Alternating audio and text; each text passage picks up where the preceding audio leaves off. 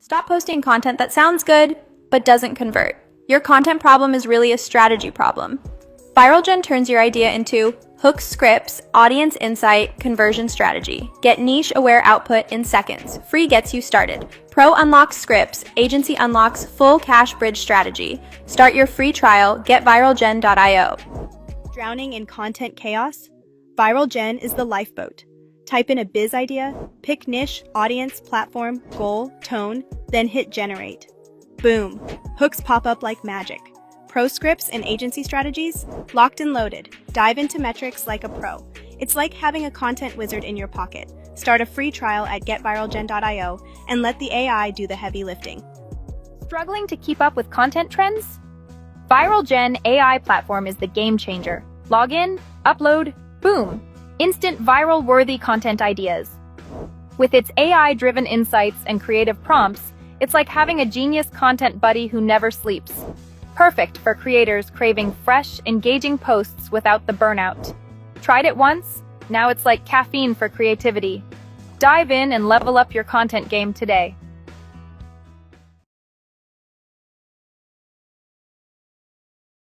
Hi, Tony. Hi, Sai. Thank you so much for having me on your show again. It's a pleasure to be here. It was great. We've been on a few times, and I really love your audience. Thank you for having me back again. It's an honor for me to present you on my podcast, Tony. Thank you very much again for being on my show. So I've gone through a profile. I can see the number of listeners of your podcast have been increased, over years. So I want to know the secret and what's going on. And you have been consistent in interviewing a lot of guests. And yeah, can you introduce yourself to my new audience? Well, I'd be happy to. My name is Tony DUrso. I am a five-time Amazon bestseller. I am a podcaster. I host a show you can find on Spotify or Apple called The Tony DUrso Show. It's Italian, so it's DUrso or DUrso. It's an Italian name. I am Italian, but I don't have the Italian accent. I grew up in the United States, so I have that States Mideast accent. I've been podcasting for 11-ish years, I think, not quite 12. I've got over 50 million downloads and listeners that have listened to my show over the years. What else? Lately, I've been doing some music, but that's different. That's a different topic. You can go to my website, TonyDUrso.com. You can find out about my books. You can find out about my music. You can search my archives. I've interviewed best-selling authors to Chicken Soup of the Soul series, authors and editor. That book has sold over 600 million copies. I've interviewed them. I've interviewed household names, people in the top of their category. That's my specialty, if you want to say. I interview people who are at the top of their category and household names in their field, in their zone. People, they're well known, from sports figures to movie figures to anything and everything. That's a very short little summary there.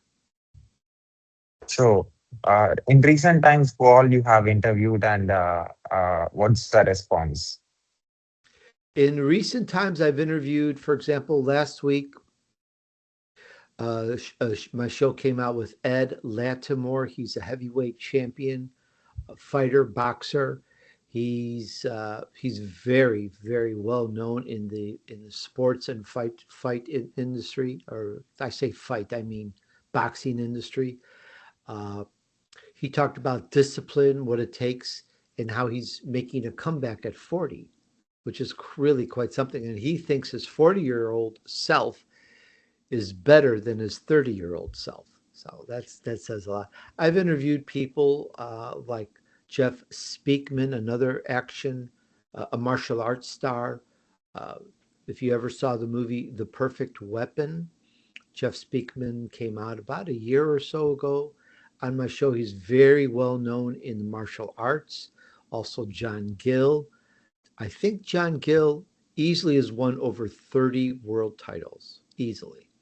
He's a phenomenon. So those are just some in terms of business, which is usually most of my guests are business entrepreneurs and so forth. Ray Zinn is the longest running CEO in Silicon Valley, nearly 40 years, and he's blind. And he's he's extremely well known in his industry. And if you just go through my list, everyone is a notable in their industry. It's really quite something. Yeah, it's just every person is something special. If you just go through my list, well known in the American, I guess, or the English business world. Um, as far as some of the people I've interviewed, uh, I have to actually think more of who I've interviewed because there's been so many. I've interviewed well-known celebrities. So, what all you learned interviewing diversified humans? One of the things I've learned many things because each person mentors me for an hour a week. And it's totally free. And I've used that information to grow my own show, to make it such a big show. As I've used this information, it works when you get into the insights. And one of the things, it sounds simple, it sounds easy, but it's how do you do it, which is just keep going, keep going, keep going. If you've got a good idea, keep at it. And then that's the push. It's like maybe the gasoline in your car, but you need, what I've learned is you need a whole structure. And I've put that into 8 steps, and I call that the vision map. And let me explain. If you want to go on vacation, everybody in the audience, you want to go on vacation? Sure. You hop in the car, you tell the family, everybody in the car, mother, father, whoever's living with you, brother, sister, uncle, kids, dogs, hop in the car. Everybody, we're going on a 2-week vacation. Great. Where are we going? I don't know. Let's go to Mount Rushmore. Where is it? I don't know. And for this purpose, no cell phones, no maps, just get in the car and just go. Well, how do you find Mount Rushmore? How do you find any place? How do you go to where you are deciding that you want to go? How do you go where your vision is? How? You need a map. If you have a map, everyone in the audience goes, "Really, Tony? That's all you're teaching? Is you need a map?" Everybody knows that. Is that so? Everybody really knows that? But the point is, you need the map to get to the vacation spot. That's a no-brainer. How you get there and how you put together that map for your business is what most business owners, most people, most executives, most entrepreneurs don't really have in place. And I have put it in place. I call it the vision map because for example, the first step is your vision. And I can go into these in detail, but the first step is, what do you want? What are you doing? What do you want to do? What are you trying to do? What is it? Well, that's your vision. And it's like everyone has that when they start in business. Do you have that when you started your podcast? Do you have a vision? I want to do this. Okay, I want a podcast. I want to write a book. I want to whatever. Easy. Everybody knows that. No question. Okay, that's number 1 at the top. But, Sai, here's the challenge. You've got your vision. You want to start a podcast? Fantastic. Now, the rest of your life, go sit on your couch and watch Netflix and eat potato chips. What happened to your vision? It didn't get done. Nothing happened. So a vision by itself, not attached to anything else, doesn't get accomplished. Nothing happens. You need your purpose. Now, usually people will say the purpose comes first, but I argue with that because you need to have your dream. You can't say to a kid, go outside and play. But wait, before you go out and play, what's your purpose? The kid will look at you like, what? Huh? What are you talking? What do you mean purpose? I'm going to go play. Well, what's your purpose to play? So business many business people that I've run into, books, webinars, seminars, YouTube, say you need your purpose first. You need to put that, and they'll argue with me, and I accept that, but the purpose comes second. You think it comes first, but you're just going out to go play first. But you'll tell me that your purpose was to have fun before you went out to play. But so it's kind of mixed up a little, but it really is the second point. And back to my car on the vacation, it's like, this is an analogy, a concept. This is a good way to think of it. If your vehicle is your vision, or it's what you use to get to your vision, your purpose is like having the gasoline. If you don't have any gasoline in your car or your truck or your motorcycle, you're not going anywhere. That's a hard, cold fact. No gasoline, no go, period. So you need that purpose. If you're working on your job or working on your business, it's like, oh, you can't wait to get out of there. You can't wait to go home. You can't wait to go vacation. You can't wait to go to the restaurant or the bar to drink. That's because you're lacking that purpose, or the purpose you have doesn't fit that job. So you see, that purpose is like gasoline. You put gasoline in the car, you get in the car, you can go somewhere. Otherwise, you can't. So that's step 2. So you need not only say, I want to create a great podcast. I want millions of people to listen to my show. That was what I wrote down. And then I worked it. Well, why? Who am I? How come? Who am I being? Why do I want millions of people to listen to my podcast? So that was step 2. Now, my purpose. I worked out the steps of who am I and why do I want to help millions of people? Why? Well, you cannot, you and I and everybody listening, you cannot read everybody's book, take everybody's class, go to everybody's event, and watch everybody's video, listen to everybody's podcast in your lifetime. You can't. It's impossible.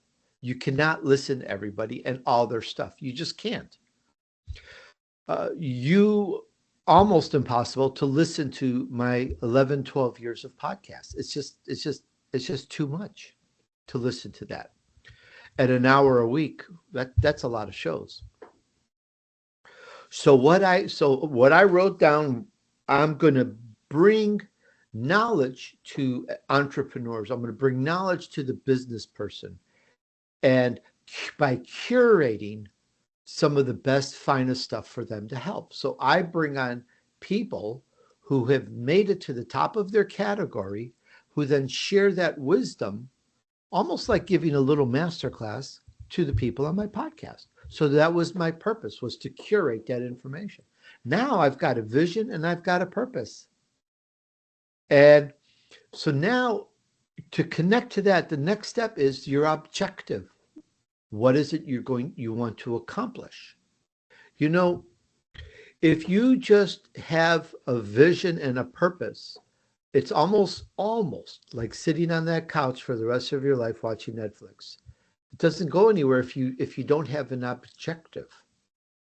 Well, what is it that an objective is, what are you going to accomplish? What is it? That's something hard, concrete you have in your hand. If I had that vision and objective, but I never recorded and broadcast a show, what's the point of having that vision and all these podcasts recordings sitting on a disk drive or a hard drive and never broadcast? So I need an objective. You see how these are simple, and when you put them together, it's powerful, and it's taken me to 50 million downloads. So you need that objective. And when you have that in place, now you've produced something. I'm a 5-time Amazon bestseller. I've written books. I've collaborated on books. I've helped co-author books. my name is, that helps people to find out about me in the show. So these are three of the 8 points. And you can get all the 8 points if you go to get on my newsletter, my community at tonydurso.com. Get the newsletter, and then go to the community, and you can get the vision map draft. You can get that free, which helps you. Yeah. So it's things like this that I've worked out based on what I've been taught. I've been taught in school. I've gotten my degree. I've only learned so much though, and talking to people live, interviewing them about their success has helped me put in all the other pieces. I could go on, but what do you think so far? So every person, every individual is unique. So how different it is for you to present a different story every time, and how do you uh, how do you transform yourself to present a successful individual? Well, every person that I interview, Sai, is a CEO or a business owner or an entrepreneur that has accomplished something successful. They're millionaires, they're billionaires. They've been places in their field or category. It could be in sales, in leadership, in marketing, in technology. It's a wide range. The people I interview are in almost every walk of life, in any type of life. And so every show is different because you have somebody who excels or has excelled in some field. For example, the biggest, most prolific authors in the world, you know, the most prolific CEO of a public company in the world. I've interviewed Starbucks, the person who made Starbucks, people who've really made a name for themselves. So when I interview them, I'm talking about them and what they've learned and what they've done and their success. Um, so it's very unique and it's very different from my other shows. Every show is very different because of who I'm speaking with, and we're speaking about their success, not mine. So I don't do a lot of talking on my show. I'm interested in learning from my guests, learning how they did it, learning what did they do. And I get very curious, and I dig in, and I try to get as much and as best information as we can. And so everybody's different. Every show is different. No two shows are alike. I call them shows. They're interviews, podcast interviews. I call them a show. So have you thought that I'm going to reach a 50 million listenership when you started your podcast? I didn't understand that question. Say that again. What's that? When you started your podcast 11 plus years ago, did you thought that you're going to have a 15 million listenership? I never thought of the number 50 million, but I knew my focus was to get the millions. And in about 1 to 2 years after writing out my vision map, you write it all out. After writing it all out, I accomplished it in about 1 to 2 years. As far as at that point, I was doing over 50,000 downloads per episode.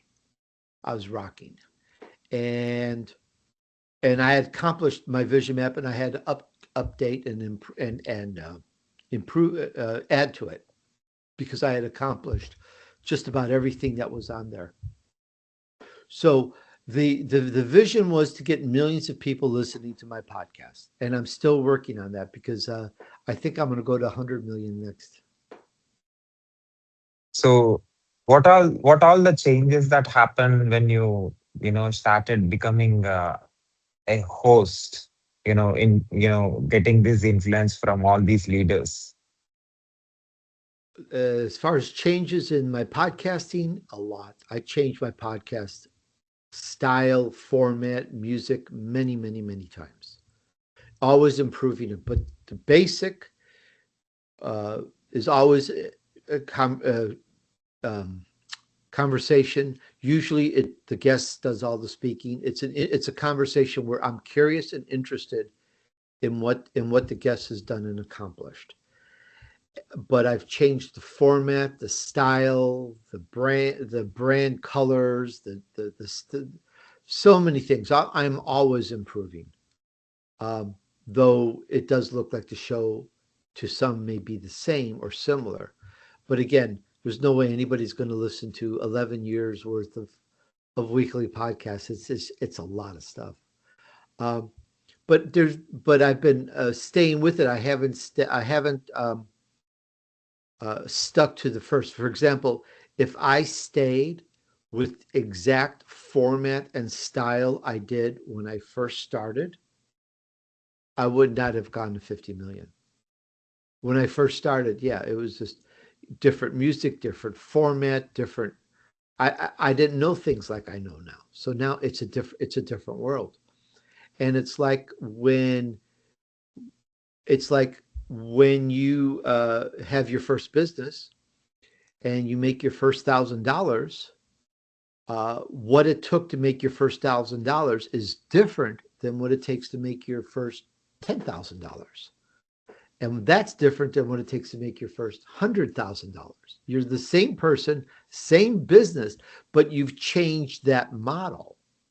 And when you go to $1 million in your business, you're a different person, but it's still the same business. You're always improving, you're always growing. So that's how my podcast is. It's very different from how it was, but it's still me, it's still the same thing. Does that make sense? Yeah. So, what all the feedbacks that you have got that you cannot forget? I don't know. Well, let's see. Feedback that I can't forget. A lot of people like the show. Uh,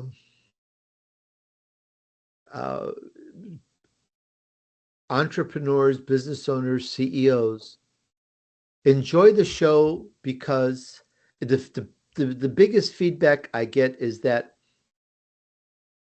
when you listen to a lot of podcasts, which I do, one thing that makes me cringe, like, oh, is when the host thinks he's better than the guest and keeps interrupting the guest. Oh, I don't like that. And people point that out to me that I let my guests talk. Sai, that person is a specialist. This person's a billionaire. He's a billionaire. He's done the work. Who am I? Who am I? Nothing. Nobody. This is the billionaire. I let him talk and I listen to his words and I ask him good questions. So people like that because I'm pulling, I'm interested. And I'm not so important in the podcast. I'm just not. And that's just because they're the important person. Does that make sense? Like the way I'm saying that? Yeah. Yeah. So I get a lot of people saying they really enjoy that I let the guest talk because too many times you do that, which you're doing great. You must have learned from me, huh? A little joke. Because too many don't let the guest talk. They'll want to spend time talking. So you are interviewing very experienced and people who have seen their downfall and also who are seeing the highest level of their life. So when you're listening this kind of stories, what actually makes you think, because you are, I don't say that you are a normal person, you are bringing these leaders and letting the world know that they exist and they have done something amazing. So I mean, if you are not there, you know not many people know that their stories. So you are very important, you're playing a great role presenting them. So how do you feel? Do you feel really proud that you are being a part of their career and presenting their all things that all happened in their life in the in the duration of the interview? No, not at all. I think I'm just a drop in the ocean. I I I I just don't think it's that big. I just don't. Uh, yeah, I don't think I'll ever think that way because then I'll do the more talking than my guest. Yeah, I no no. The person's already famous. The person's got $400 million cash in his pocket, and he's telling me how he made it. The person's just sold a business or sold three businesses for over $100 million each, or the person's a billionaire and he's in the Hall of Fame. They're explaining this to me. I will never think that I've done anything significant like that. If that's what you're meaning, yeah, it's just no, not until they So, interview me. so what are your skills that work for you to present your show well? That's a good question. I presume it's communication and learning how to communicate. And if I do it well, you tell me. But it really boils down to having good communication, and it's something that here I am, whatever age you think I am, you may say I'm a good communicator, and I don't think I'm good enough. Being a good communicator, I think, is something you constantly learn, you constantly work at, you're constantly trying to do better and better. And that's the skill that you have to keep working at, how to communicate well. And that's what's going to make if you're talking about being a good podcaster, if you're talking about being a good author, if you're talking about being a good public speaker, that's the part that's the most important, is connecting and with people and communicating and not trying to play tricks and games, you know, mind games and mental games and sales games and tactics and trying to push people into or cajole, influence people or bully people. Those may work temporary to to get a contract, to get a sale, but it's not gonna carry somebody through life. So when all that, but you have to learn. I get that, but when it's what's most important is learning that you have to communicate to people. You have to communicate. There's a person there. You're not. I'm not. I don't look at dollar bills. I'm not looking at somebody who's got, $500 million cash sitting there on the table. I'm not looking at money. I'm looking at a person who built an empire. How did he do it? What did he do? Uh, how did he get people to trust him? How does he trust people? How did he grow? What happened when the housing market hit? What happened when the pandemic hit? How did this person move up when the world moved down? I am really interested in those things. That's the key, is and connecting that for the audience. So I want to know, for me, I do, and my audience wants to know, and I think of my audience when I talk because I want them to learn. So just communicating is like two-dimensional in a way. This is as an example, but when you include your audience and you want them, you're now growing the purpose of your communication to three-dimensional. So you've added more, and people appreciate when you ask questions for their sake. I'm not interviewing just for me. I'm interviewing for me, and because I'm a learner, I'm a student. I consider it like a mastermind. I think I've mentioned that before, and I want the audience to learn and listen and get it. So that purpose added in really helps a lot in the communication process. I hope that makes it clear. Yeah, I got you. So, when comes to guest selection, um, do you want to present different kind of people, or people who are successful? Well, when I do my guest selection, I have a criteria of who I interview on the show. And it's not just somebody who says that they can do a lot. It's somebody who's accomplished. I look for somebody who's built a business and accomplished a business, and at least one, multiple is great, and is interested. My guests, every one of my guests, 100% are interested in explaining and teaching and training and helping other people to understand what they did. That's a really, really important point. So when you get that in place, it really makes for a nice dynamic. Everybody is happy. So, but the guest has to really want to do it. Now I get guests. I get like 1,000 emails a month asking to be on my show, but it's just one show a week. So if you just wrote a book, that doesn't mean you get on my show. If you just opened up a hot dog stand, doesn't mean you get on my show. You know, if my audience wants to learn specifically what it takes to build a hot dog stand, I'll get them somebody who's built a hot dog empire, or whatever. So I look for people that have accomplished and are willing to communicate and be helpful, and it's not as easy as you think. Not as easy as you think, because people or successful people will get stuck or firm or fixed in the way that they do things. But those that want to help and teach others and explain the system to others, they're there. They exist. They are there. And that's what I look for. And I go through 1,000 emails a month. It's work.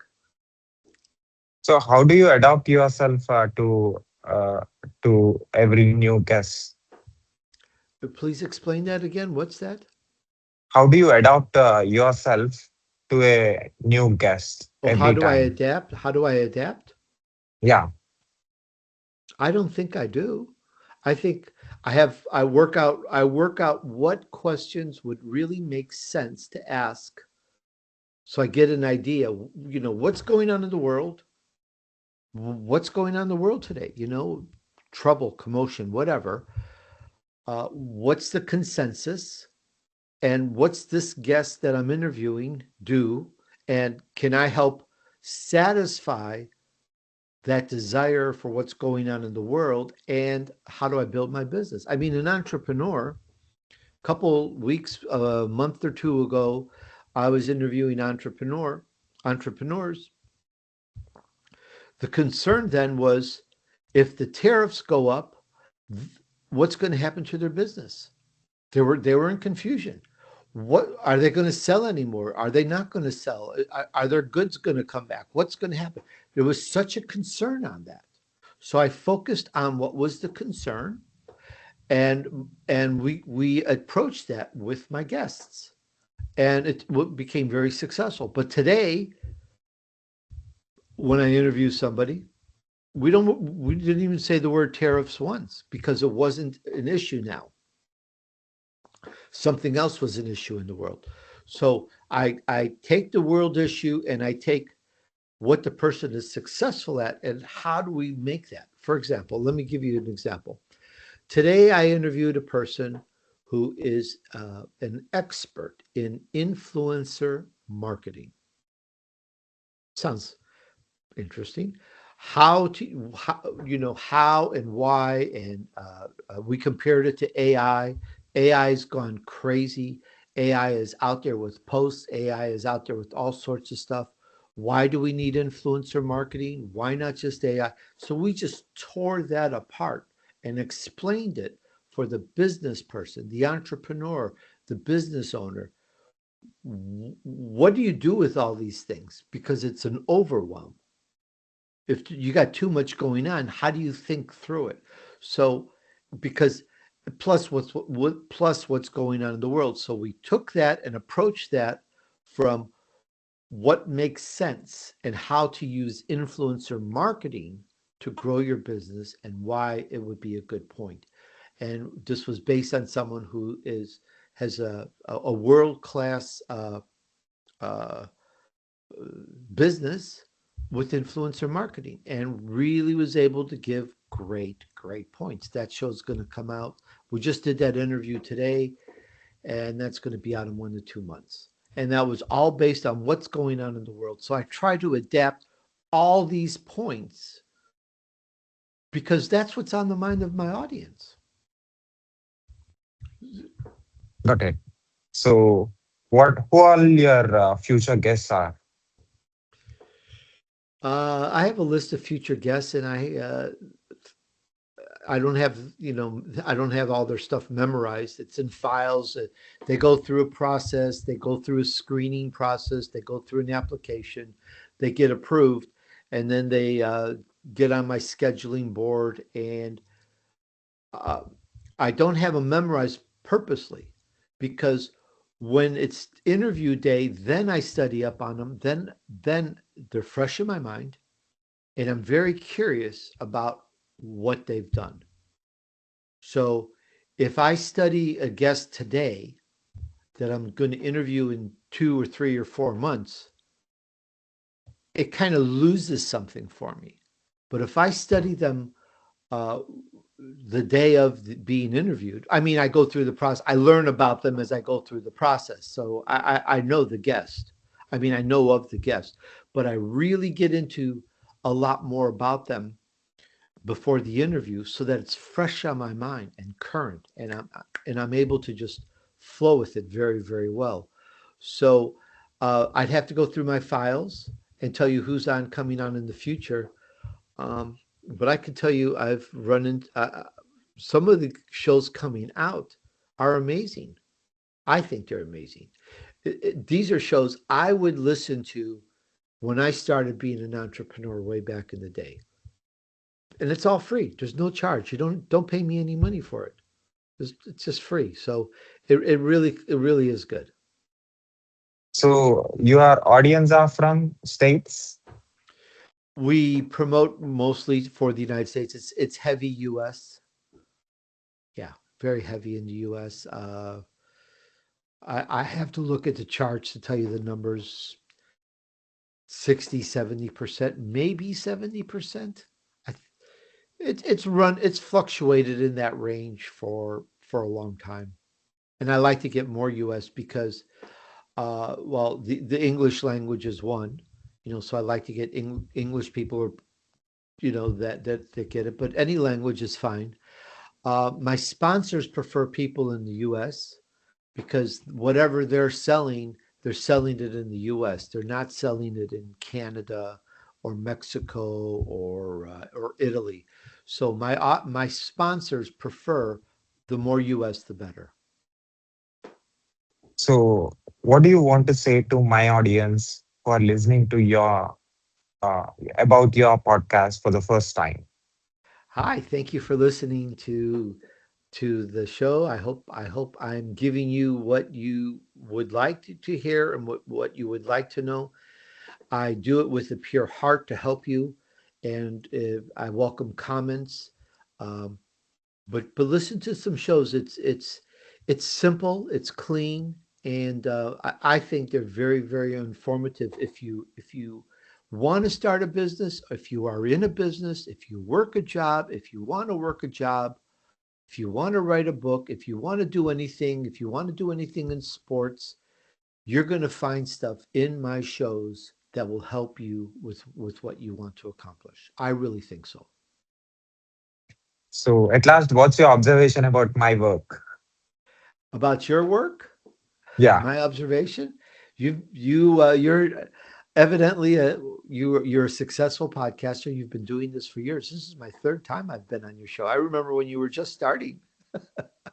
So very good for you to keep at it, and that just shows, the better podcasters, they love their work.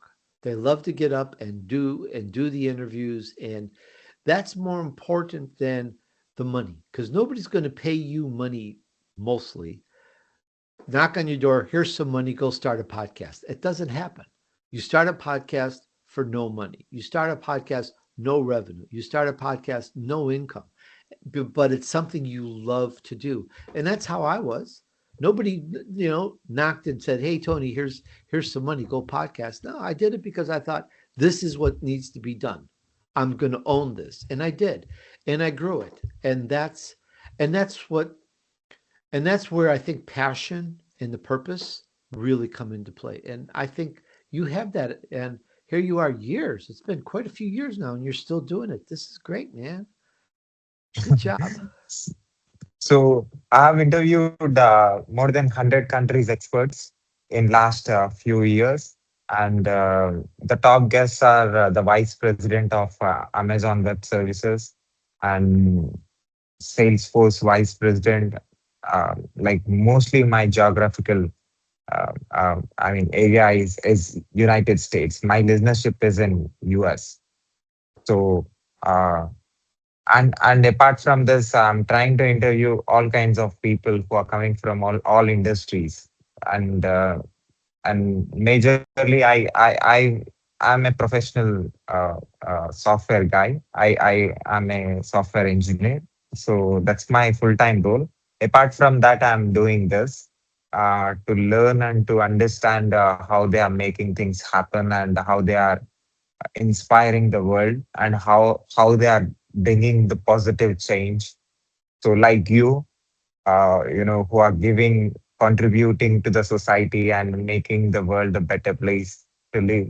So how these experiences, having diversified conversations and listening to their stories and knowing what all they did, and how this is going to helpful for me in my career. Uh, How it's helping you or how it's helping me? how it will be helping me if I'm doing this role. You want me to answer you how the guests that you're interviewing, how they're helping you? Yeah, how it is going to be helpful for me. Interviewing all different kinds Oh, of okay. people. To learn what people are doing and accomplishing is very important, and also opportunities may come up, something that you and ideas may come up, something you may not have thought of. When we do these adventures, Sai, we don't know the future. We don't know what's happening. I had no idea what was going to happen, myself. But when you keep at it, you look for opportunities, you look for growth, and it's just it's a great way to express yourself, because even if you don't do much talking, you're still expressing yourself, presenting what you think is important to people, and that starts building a following. So I think you're building a following by what you're doing, and that's very, very important, whether you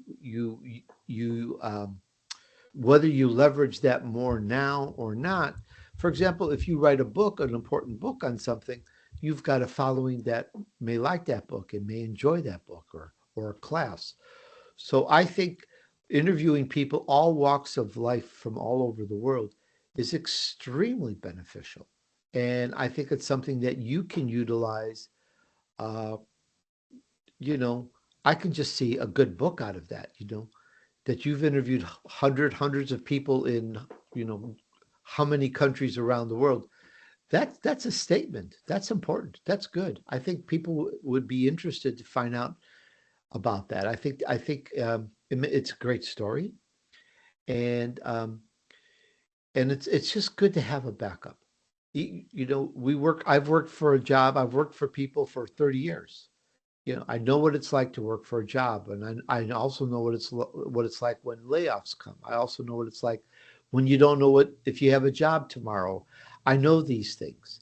So podcasting and being aware of opportunity helps make one feel better. Even though your job may be stable now, you also are building another future, and that's really important. Super. And at last, can you tell my audience who are listening this on audio from anywhere on this planet, especially from United States, about your podcast, and also can you spell your website to them? Sure. So the website is TonyDUrso.com. So it's TonyDurso. D is in David. TonyDurso.com. You can use that name, Tony DURSO. Tony DURSO. Put that in your Apple podcast or your Spotify, and you'll find the Tony DUrso show. And just it'll take you to the latest shows, and check out some of my shows. And while you're there, if you like what you're hearing, please feel free to click that follow button. Why not? It's free, and it really helps. It really helps a lot to bring more amazing guests. It's by people following the show that helps me to bring more guests. It really does work that way. If though so I appreciate the follow. I appreciate the kind reviews.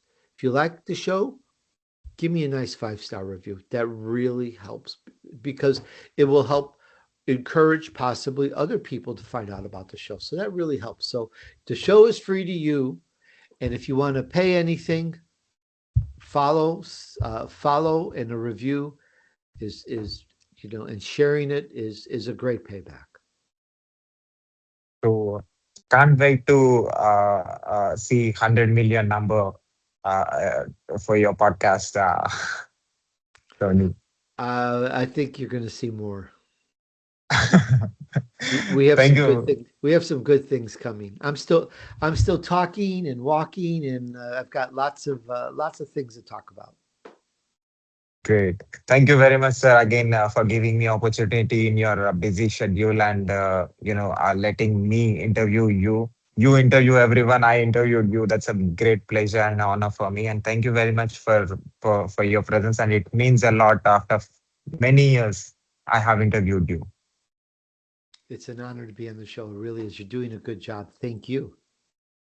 Thank you, sir. Again, take care. Bye. Bye bye.